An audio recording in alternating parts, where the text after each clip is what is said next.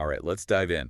Today we're cracking open the Spirits book by Allan Kardec. Oh, very nice. Look at a 19th century transcript of, well, conversations with spirits.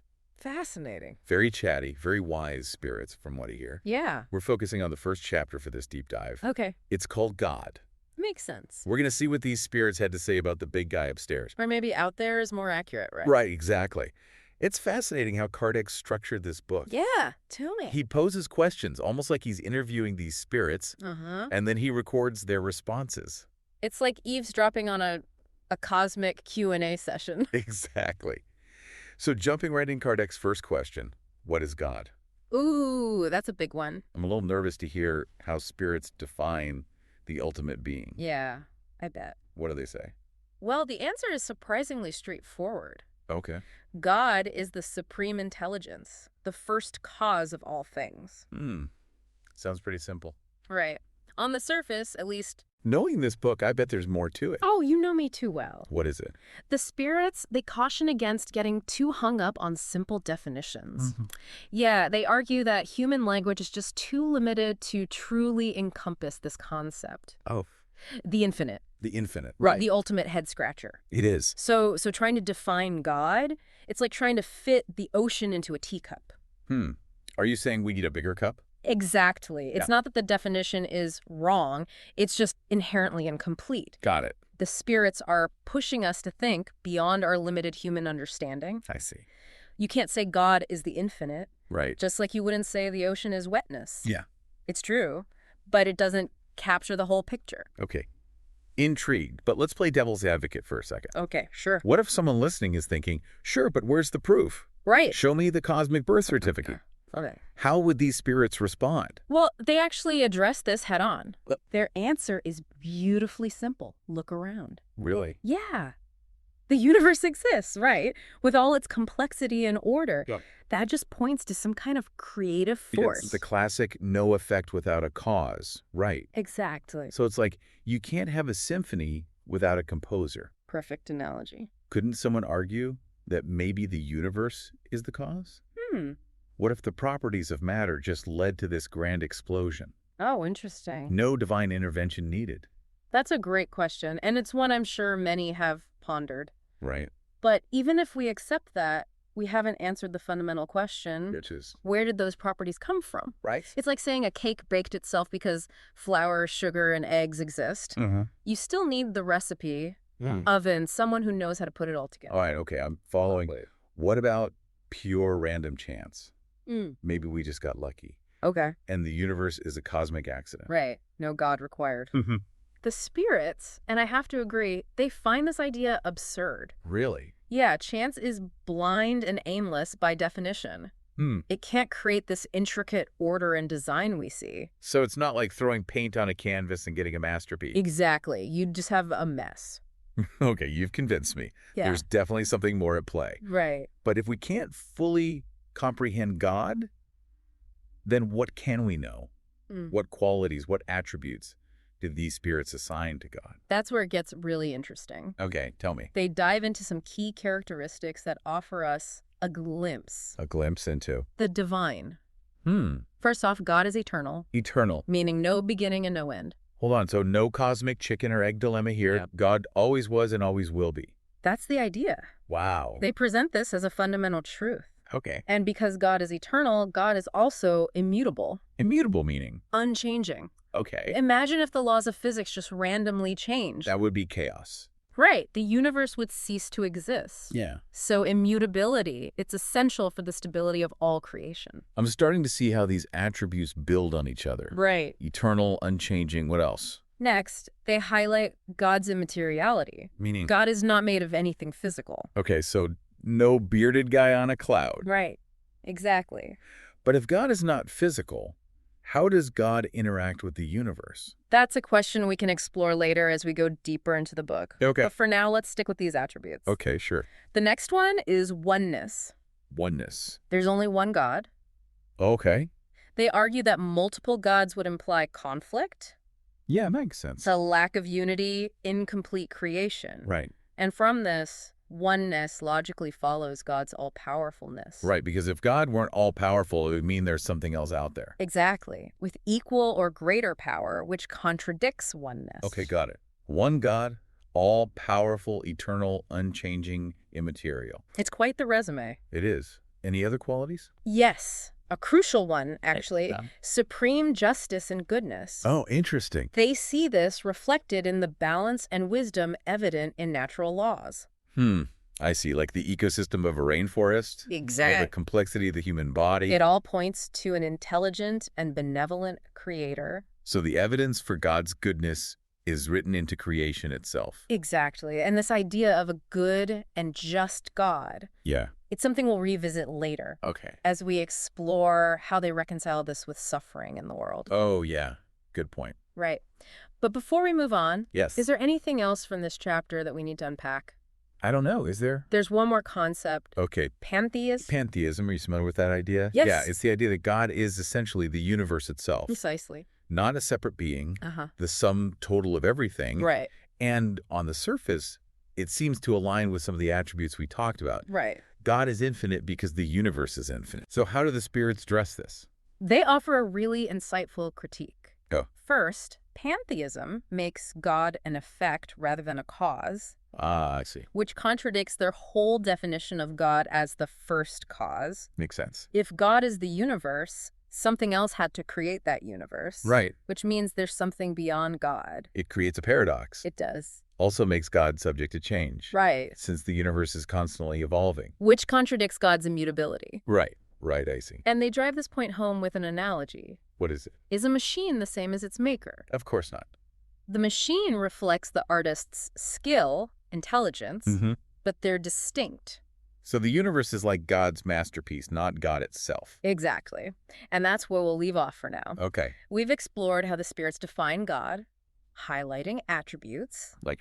Eternity, immutability, oneness, supreme goodness. It's a lot to think about. It is. We've also touched on how they differentiate their understanding from pantheism. This has been a fascinating exploration so far. Me too. And we've only just scratched the surface. Oh, yeah. There's so much more. I'm already eager to dive into the next chapter. I am too. It's going to be good. Welcome back to our deep dive into the Spirits book. We're still in Chapter 1, God. I'm eager to see where Kardec takes this conversation next. We've established a pretty solid foundation, I think, of how these spirits view God. We have. But, there are still some big questions looming. Oh, absolutely. One of the biggest, maybe the biggest question Yeah.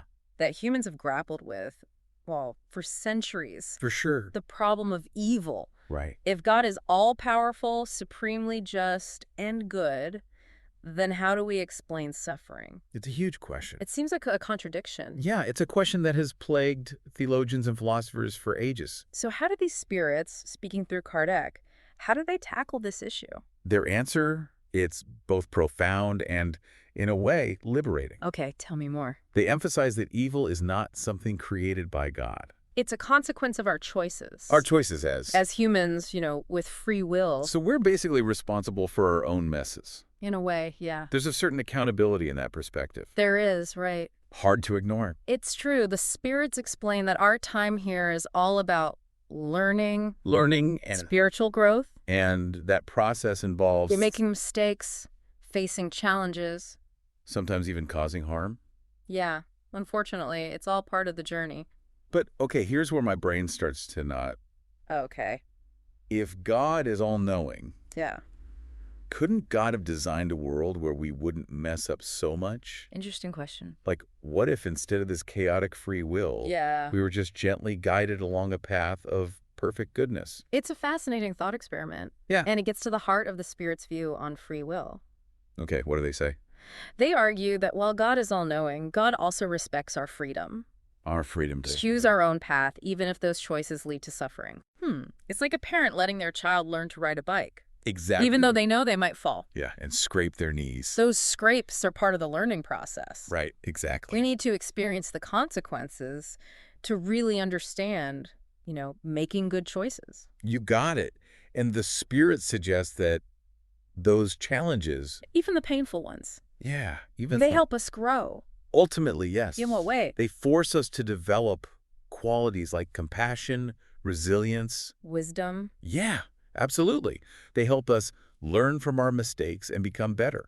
It's not about avoiding hardship, it's about learning from it. That's it. It's not about living a pain-free life. It's about a meaningful one. And even though we have this freedom to make mistakes, Yes. we're not alone. No, not at all. The spirits remind us that God is a constant presence. A loving presence. Yes, always there to guide and support us. Even when we stumble. Especially then. Okay, that's reassuring. Good. But it brings up another question. Okay, what's that? How do we connect with this presence? Mm. Do we need rituals or doctrines? The answer here is surprisingly simple. I hope so. We connect through our thoughts and actions.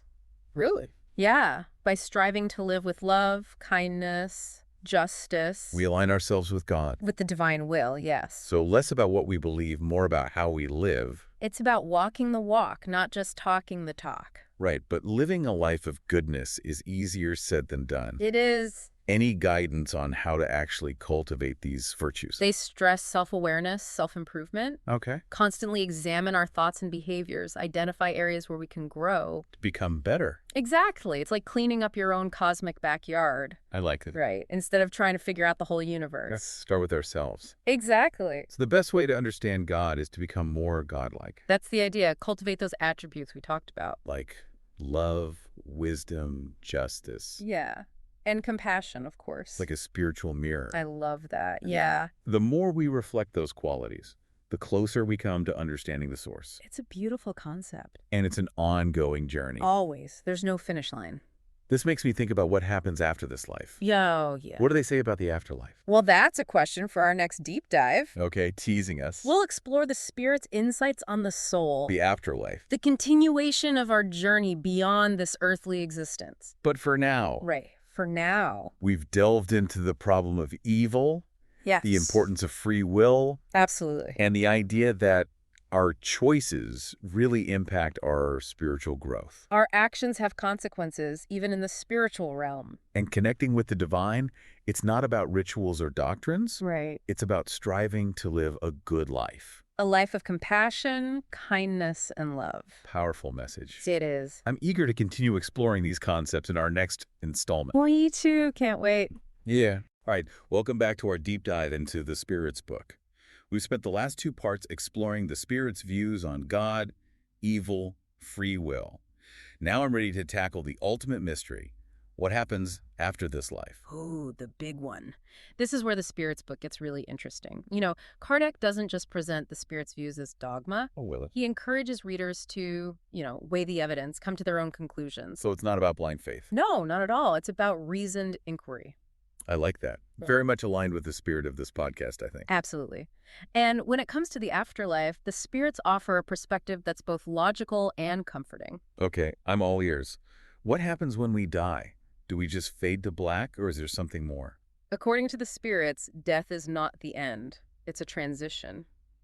They describe the soul as an immaterial essence, Okay. separate from the body. And this soul, it continues to exist in the spirit world. So we're talking about an actual conscious existence after death. Precisely. We retain our individuality, memories, even our personality traits. So it's like moving to a new neighborhood, not disappearing altogether. Exactly. What's it like in this spirit world? Is it all fluffy clouds and harp music? Not quite. The spirit world, it's vast and complex. Multiple levels or spheres, each corresponding to a different level of spiritual development. So it's kind of like a cosmic university with different grades, I love that analogy. different levels of study. And just like in school, we progress at our own pace. Learning from our experiences, striving to become better, wiser, more compassionate souls. What determines where we end up in this hierarchy? Is it like a judgment day where our deeds are weighed on a karmic scale? No, the spirits assure us there's no divine judgment. Okay. Our placement is determined by the state of our soul. So our level of spiritual evolution. That's part of it. Also, our attachments to material things. I see. The progress we've made in developing virtues like love, compassion. So less about being judged, more about naturally gravitating toward the level that matches our current state. Exactly. And there's no eternal damnation. That's good to hear. Even in lower spheres, there's opportunity to learn, grow, eventually progress to higher levels. Okay, so even if we mess up in this life, there's still a chance for redemption. Absolutely. And the spirit suggests that those in higher spheres, they act as guides, mentors to those still learning. It sounds like a supportive community, everyone helping each other along the way. That's a beautiful way to put it. And here's where it gets even more fascinating. Communication between the physical world and the spirit world. It's possible.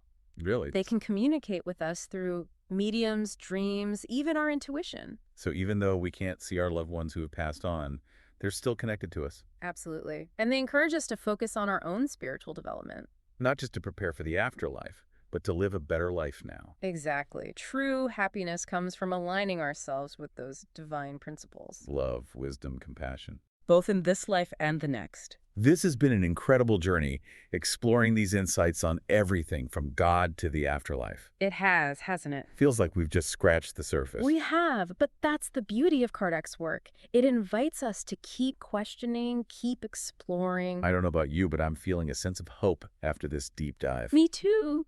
It's a reminder that life is a journey, and we have the power to shape our own spiritual evolution, both here and in the hereafter. Well, that brings our deep dive into the Spirits book to a close. We hope you've enjoyed exploring these ideas with us. And that you'll continue to ponder them as you navigate your own spiritual path. Thanks for joining us. See you next time.